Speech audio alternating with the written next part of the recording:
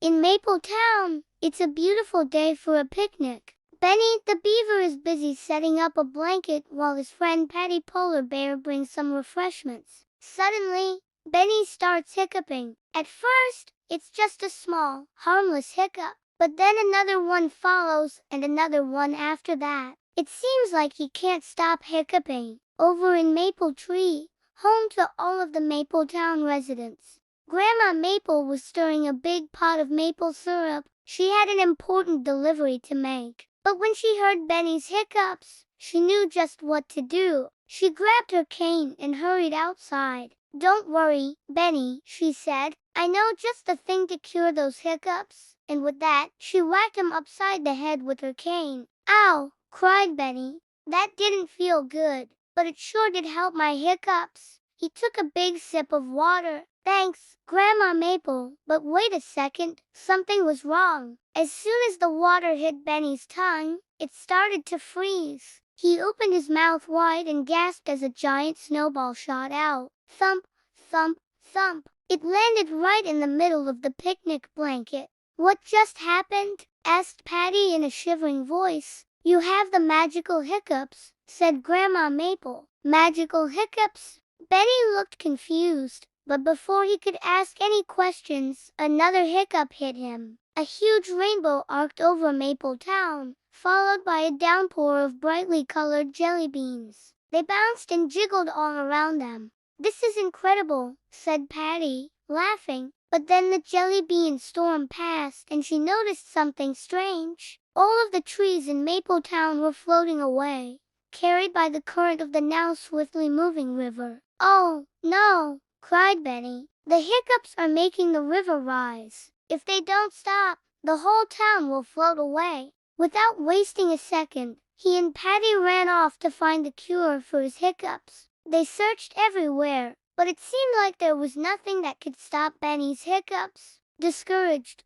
Benny flopped onto a nearby mushroom. "I'm afraid you're right," he said sadly. "It looks like our town will float away." Just then, Grandma Maple came hopping by. She had an idea. "Let's go to my house," she said. "I think I might have just the thing to cure your hiccups." Sure enough, inside her house, tucked away on a high shelf, was her old recipe book. It was filled with helpful hints and magical remedies. As she flipped through the yellowed pages, she found the perfect cure for Benny's hiccups. But it would take a little bit of time to gather all of the ingredients. First, they needed 3 pinches of powdered unicorn horn. Luckily, the town's pet unicorn, Sparkles, was nearby. He let out a huff of air and 3 shiny flakes fell right into Benny's hand. Next, they needed some dragon scale. Benny and Patty looked at each other. Where on earth could they find dragon scale?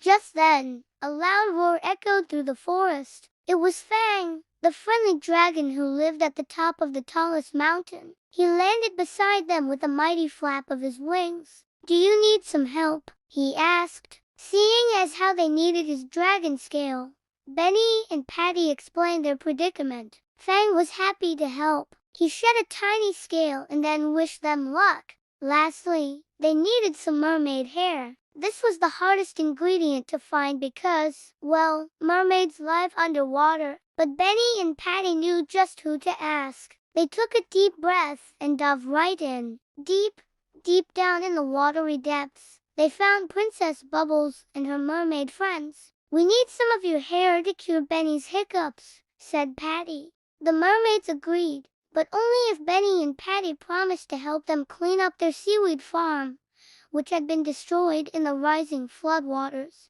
With the help of all of Maple Town, they replanted the seaweed, and in return, the mermaids gave them a lock of shimmering hair. Back on land, Grandma Maple used the powdered unicorn horn, dragon scale, and mermaid hair to concoct a strange purple potion. "Here you go, Benny," she said. He took the vial and drank it all in one gulp. His hiccups immediately vanished, and so did the magical weather. The river went back to its normal pace, and the town was safe. From that day on, Benny was careful not to get hit on the head again, and he and his friends worked hard to rebuild the town. After all, It takes a lot of work to rebuild when you've got magical hiccups.